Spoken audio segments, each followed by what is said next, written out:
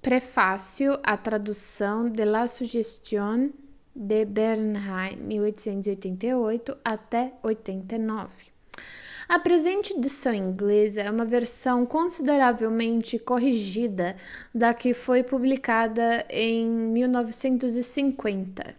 O título francês completo do livro de Bernheim era De la suggestion et de ses applications à la thérapeutique, Paris, 1886, segunda edição, 1887.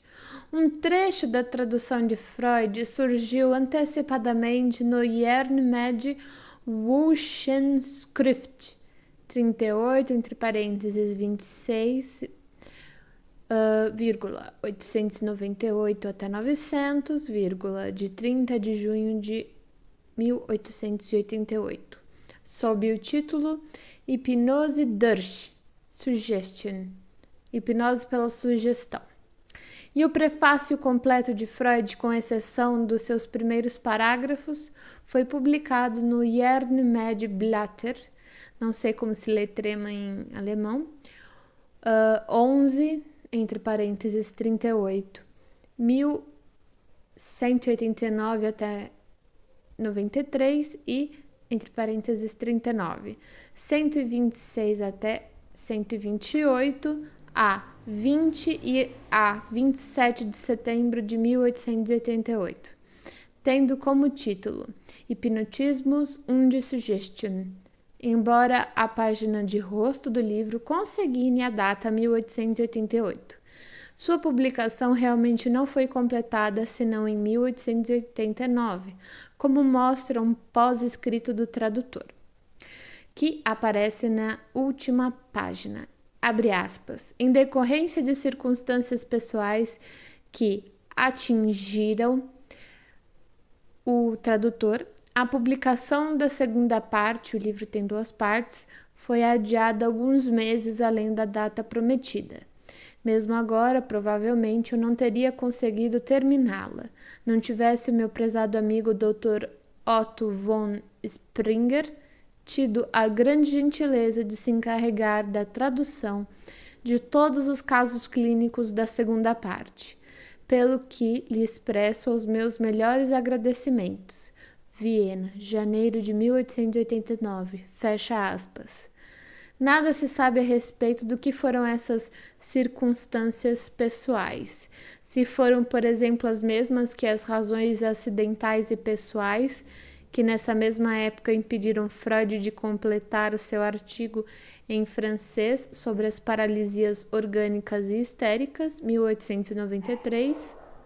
Freud acrescentou somente umas poucas e breves notas do tradutor ao texto deste volume. Notas que, na sua maioria, eram referências às edições alemãs de obras mencionadas por Bernheim. A única que requer atenção é a citada em entre colchetes 1 / entre colchetes 2. Em seu estudo autobiográfico, Freud mostra alguma confusão quanto à data de publicação do presente trabalho. Depois de descrever sua visita a Bernheim, em Nancy, no verão de 1889, conclui assim, abre aspas, mantive com ele muitas conversas estimulantes. Encarreguei-me de traduzir para o alemão seus 2 trabalhos sobre a sugestão e seus efeitos terapêuticos, fecha aspas. Edição Estandarte Brasileira, volume 20, Imago, editora, 1976. Na verdade, conforme vimos, esse livro já estava publicado antes de se realizar a visita.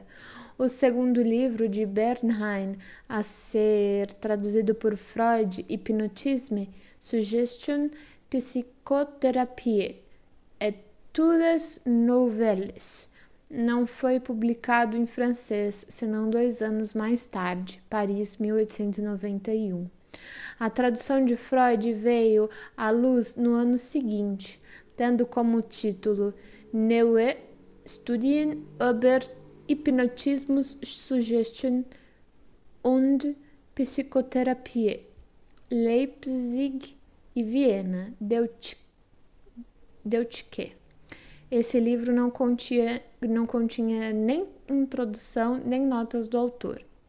Em 1896, foi publicada uma segunda edição do primeiro dos 2 volumes, mas essa era uma nova edição. Como veremos, passará por uma revisão completa, sob a supervisão do Dr. Max Kahane, que foi um dos primeiros adeptos de Freud e que também se encarregou do segundo volume da tradução das Lenços do Mardi de Charcot.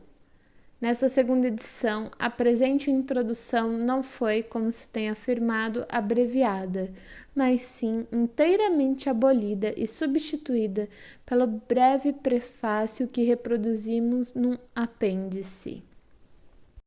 Título: Prefácio à tradução de La Suggestion de Bernheim. Esse livro já recebeu calorosa recomendação do professor Forel, de Zurique, e espera-se que nele os seus leitores venham a descobrir todas as qualidades em que levaram o tradutor a apresentá-lo em língua alemã.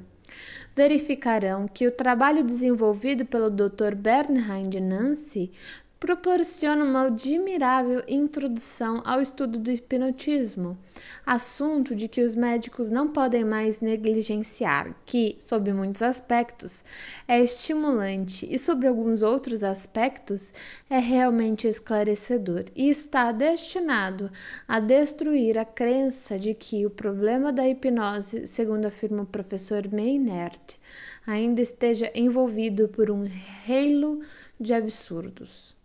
A realização de Bernheim e de seus colegas em Nancy, que trabalham segundo as mesmas diretrizes, consiste precisamente em despojar as manifestações do hipnotismo do seu mistério, correlacionando-as com fenômenos conhecidos da vida psicológica normal e do sono. Parece-me que o valor principal deste livro está na prova que ele fornece das relações que vinculam os fenômenos hipnóticos aos processos correntes da vida, de vigília e de sono, e no fato de trazer à luz as leis psicológicas que se aplicam a ambos os tipos de evento. Com isso, o problema da hipnose é inteiramente transposto para a esfera da psicologia e a sugestão é erigida como núcleo de hipnotismo e chave para sua compreensão. Além disso, nos últimos capítulos, assinala-se a importância da sugestão em outras áreas, além da hipnose. Na segunda parte do livro encontram-se provas convincentes de que o uso da sugestão hipnótica proporciona ao médico um poderoso método terapêutico que realmente parece ser o mais adequado para combater determinados distúrbios nervosos e o mais apropriado aos mecanismos dos mesmos.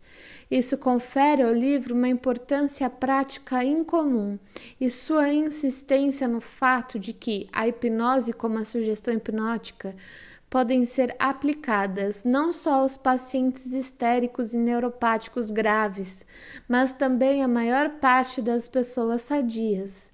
Destina-se a ampliar para além do estreito círculo de neuropatologias o interesse dos médicos por esse método terapêutico. O tema do hipnotismo tem sido uma recepção muitíssimo desfavorável entre os expoentes da ciência médica alemã, excluída algumas poucas exceções como Kraft, Ebing, Forel, etc. Ainda assim, a despeito disso, é válido expressar o desejo de que os médicos alemães venham a dirigir sua atenção para esse problema e para esse método terapêutico, pois continua sendo verdade que, em matéria científica, é sempre a experiência e nunca a autoridade sem a experiência que dá o veredito final, seja a favor, seja contra. Na verdade, as objeções que até o momento temos ouvido na Alemanha contra o estudo e o uso da hipnose merecem atenção apenas por causa dos nomes de seus autores, e o professor Forel teve pouca dificuldade em refutar, num breve ensaio em 1889, toda uma infinidade de objeções dessa natureza. Há cerca de 10 anos, a opinião corrente na Alemanha ainda era a de pôr em dúvida a realidade dos fenômenos hipnóticos e procurar explicar os relatos referentes a eles como devidos à sua combinação de credulidade por parte dos observadores e simulação por parte das pessoas submetidas às experiências. Atualmente, essa posição já não é mais defensável, graças aos trabalhos de Heidenheim e Charcot, para mencionar apenas os maiores nomes dentre aqueles que deram seu irrestrito apoio à realidade do hipnotismo. Até os mais ferrenhos adversários do hipnotismo se tornaram conscientes disso e, por conseguinte, suas obras, embora ainda deixem transparecer uma nítida tendência a negar a realidade da hipnose, geralmente também incluem tentativas de explicá-la e, com isso, realmente reconhecem a existência desses fenômenos. Uma outra corrente de argumentos hostis à hipnose rejeita-a como sendo perigosa para a saúde mental da pessoa e lhe dá o rótulo de psicose produzida experimentalmente. A prova de que a hipnose leva a resultados prejudiciais em poucos casos nem por isso seria um argumento decisivo contra sua utilidade geral. Da mesma forma que, por exemplo, a ocorrência de casos isolados de morte por narcose pelo clorofórmio não proscreve o uso do clorofórmio com o objetivo de obter anestesia cirúrgica. No entanto, constitui fato digno de nota que a analogia não consiga estender-se além desse ponto. O maior número de acidentes na narcose pelo clorofórmio ocorre com cirurgiões que executam o maior número de cirurgias. Contudo, a maior parte dos relatos sobre os efeitos nocivos da hipnose provém de observadores que trabalham muito pouco com hipnose, ao passo que todos os pesquisadores que tiveram grande experiência com a hipnose são unânimes na crença de que o método é inócuo. Portanto, a fim de evitar qualquer efeito prejudicial no uso da hipnose, tudo o que é necessário é que o procedimento seja efetuado com cuidado, de modo suficientemente seguro e em casos corretamente selecionados. Deve-se acrescentar que pouco se ganha ao se chamarem as sugestões de ideias obsessivas e a hipnose de psicose experimental. Parece provável que as ideias obsessivas serão mais bem esclarecidas se comparadas com as sugestões, em vez de se proceder ao contrário. E todo aquele que se atemoriza com o termo injurioso psicose, bem pode se perguntar se nosso sono natural também merece ser descrito como tal, se é que, na realidade, existe mesmo algo a lucrar com a transposição de termos técnicos para situações alheias às suas áreas específicas. Não, desse lado não há que temer nenhum perigo para a causa do hipnotismo. E tão logo um grande número de médicos esteja em condições de relatar observações do tipo das que se podem encontrar na segunda parte do livro de Bernheim, ficará estabelecido que a hipnose é um estado inofensivo e que induzi-la é um método digno de um médico. Esse livro também discute uma outra questão que, na época atual, divide em dois campos opostos os adeptos do hipnotismo. Uma corrente cujas opiniões Bernheim exprime nessas páginas sustenta que todos os fenômenos do hipnotismo têm a mesma origem, isto é, surgem de uma sugestão, de uma ideia consciente que foi introduzida mediante uma influência externa no cérebro da pessoa hipnotizada e por esta foi aceita como se tivesse surgido espontaneamente. Sobre esse ponto de vista, todas as manifestações hipnóticas seriam fenômenos psíquicos, efeitos de sugestão. A outra corrente, pelo contrário, sustenta a opinião de que o mecanismo de pelo menos alguma das manifestações do hipnotismo se baseia em modificações fisiológicas, ou seja, em deslocamentos da excitabilidade no sistema nervoso, que ocorrem sem a participação das partes do mesmo, que operam com a consciência. Os adeptos dessa corrente falam, portanto, dos fenômenos físicos ou fisiológicos da hipnose. O ponto principal dessa controvérsia é o grande hipnotismo. Os fenômenos descritos por Charcot no caso de pacientes histéricos hipnotizados. Diferindo das pessoas normais hipnotizadas, esses pacientes histéricos, segundo se acredita, apresentam 3 estágios de hipnose, cada um deles distinguindo-se por sinais físicos especiais de natureza muito marcada, tais como uma extraordinária hiperexcitabilidade neuromuscular, contraturas sonambúlicas, etc. Facilmente se compreenderá que, em relação a essa área de fatos, as diferenças de opinião há pouco delineadas devem ter uma repercussão muito importante. Se têm razão os adeptos da teoria da sugestão, todas as observações feitas no Salpêtrière ficam invalidadas, tornam-se erros de observação.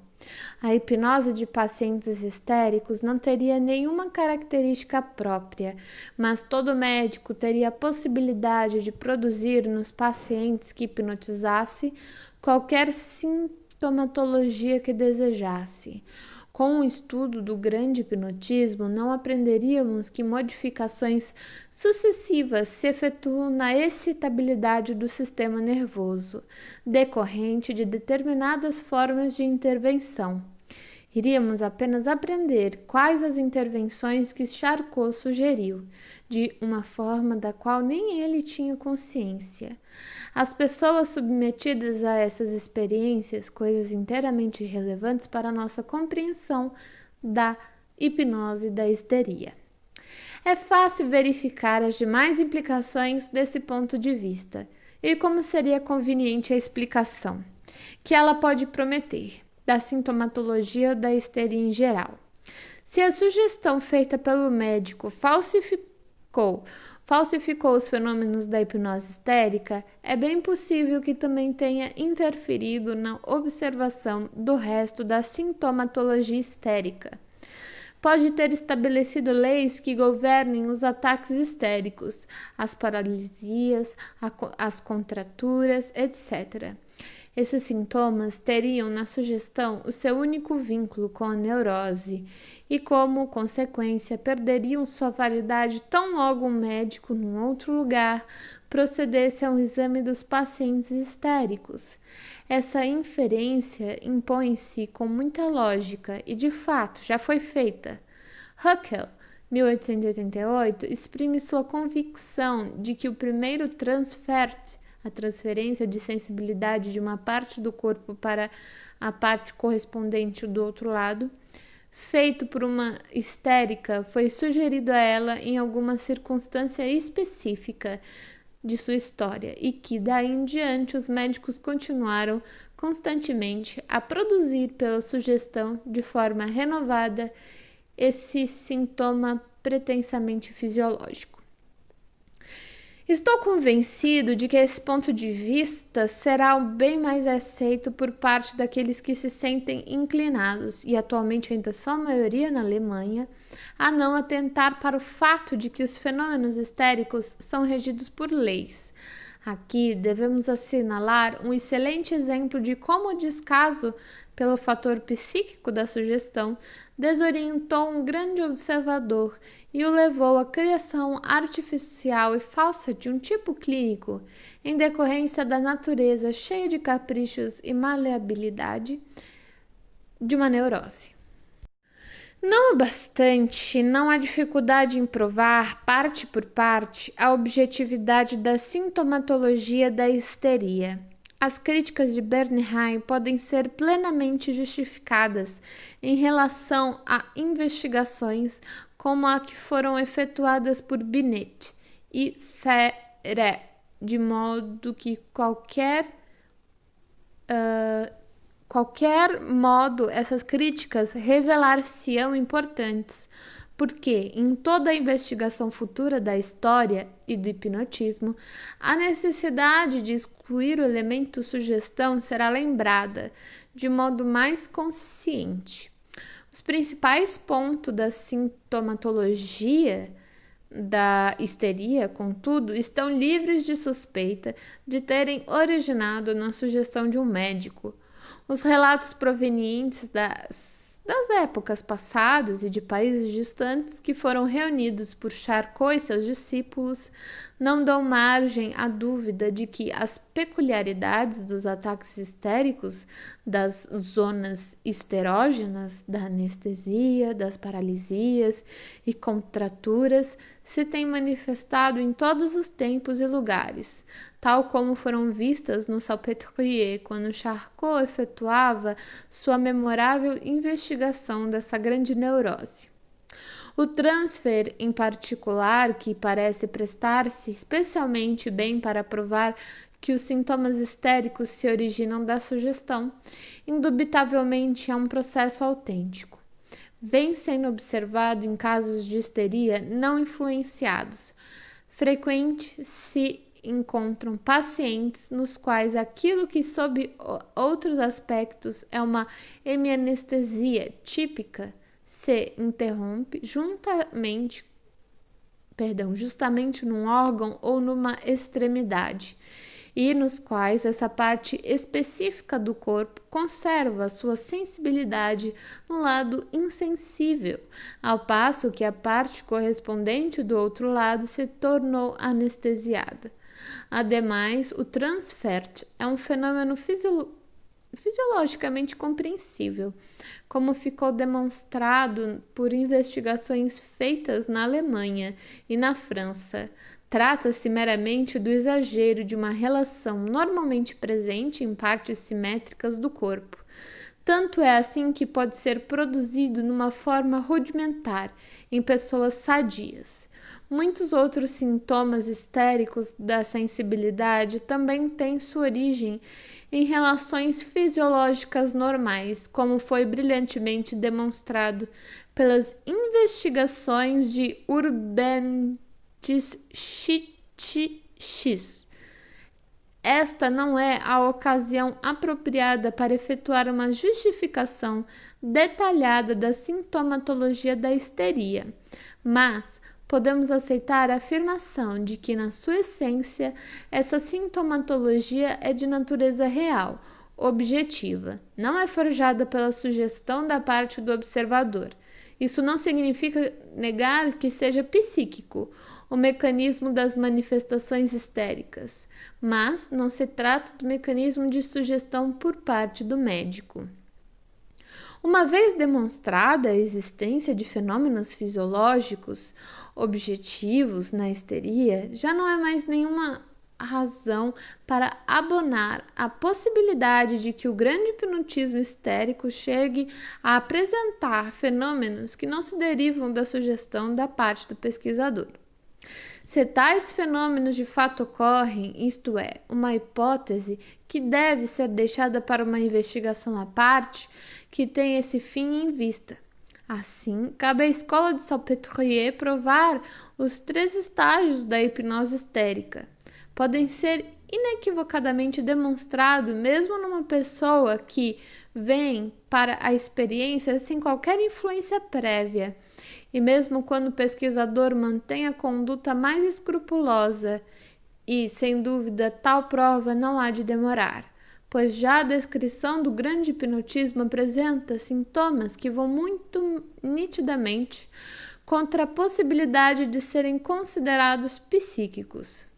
Refiro-me ao aumento da excitabilidade neuromuscular durante o estágio letárgico. Todo aquele que tenha visto como, durante a letargia, uma leve pressão sobre um músculo, mesmo que seja um músculo facial ou um dos 3 músculos externos do pavilhão da orelha, que jamais são contraídos durante a vida, consegue desencadear uma contração tônica em todo o feixe muscular em questão, ou como a pressão exercida sobre um nervo superficial consegue revelar sua distribuição terminal. Qualquer pessoa que tenha visto coisas assim, inevitavelmente há de supor que o efeito deve ser atribuído a causas fisiológicas ou a um treino deliberado e sem hesitações.